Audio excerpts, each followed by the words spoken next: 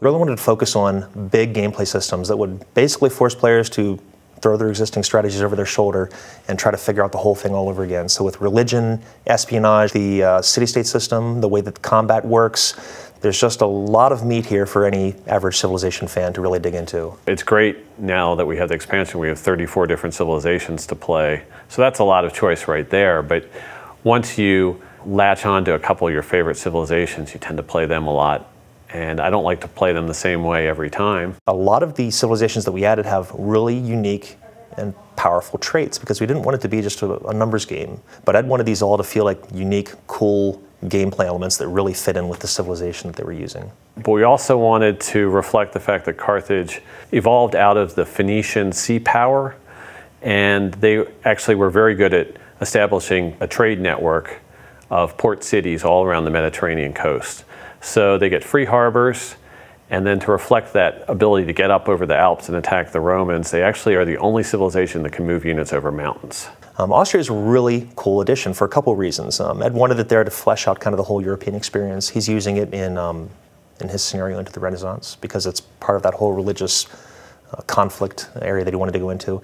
It's got a unique trait possibility that's really interesting. It's called diplomatic marriage that actually allows her to kind of absorb city-states. The Netherlands are an interesting civilization because they're all about trade. During their initial period when the Netherlands was first breaking away from Spain, they were kind of fighting a revolution, and one of the key elements was what they called the sea beggars, which were sort of like naval pirate units that would come in and seize towns and plunder the Spanish port towns along the coast of the Netherlands. And then also to reflect the Netherlands' military and trading might, they have a unique improvement, and that's the polder, which is the filled-in land from the sea where you'll see those huge fields of tulips. In terms of a fighting power of the time, I mean, you couldn't necessarily top Attila. We played around with his trade a little bit. We put in some neat and interesting fun things. Like he puts down his capital, it's called Attila's Court. And then he kind of steals the rest of his city names from everybody else in the game. So you might actually see some of those low-lying city names from everybody else's civilizations, and he's taken and he's using them for himself. And naturally, it's another horse culture. It'll fit really well with that whole Genghis feel of things. Now, the cool thing about Ethiopia is it's the only African country that was able to withstand the period of European colonization. So they're the only holdout that was never part of a European colonial empire. And so we wanted to reflect that in their civilization's traits. So we wanted them to be very, very difficult to take out and conquer. And even though they might not be the biggest or the most powerful civilization, we still wanted them to be strong defensively. So that's the way their trait works.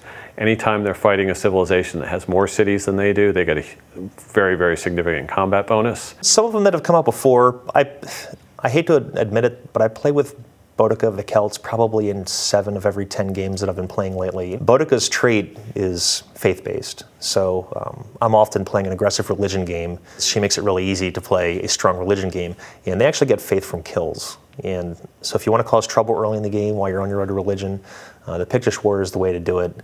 Having played Civ 4, I loved the way religion spread across the map and sort of had this historical immersion element drawing you into the game, and it was very interesting to see, you know, where Buddhism spread and which civilizations adopted it and that kind of thing. But I wanted it to have more of an impact on the way the game played out. I wanted those religions to be very, very meaningful in terms of who had which ones and whether you could get the bonuses from one into your cities.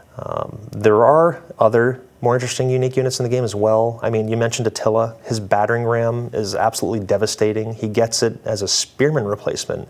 So it's not your typical unit replacement in that you're replacing the spearman with some other guy that kind of holds something like a spear. This is a complete change out for him. For instance, the range units, where you kind of had a range unit early in the game, like an archer, and he would upgrade to a crossbowman, but after that there wasn't really much of a place for him to go. We've got a continuous path for those range units throughout the game. So aside from all the new civilizations that we have, the units, all the content that people generally like to see in an expansion, we also put in a lot of big new systems. I mean, we've overhauled the combat. Obviously religion, I'm sure a lot of people have read about, is a big new system. Espionage. We've overhauled a lot of the AIs, the way the naval combat works, the way the city-state system works. So there's going to be a lot in there for a lot of people.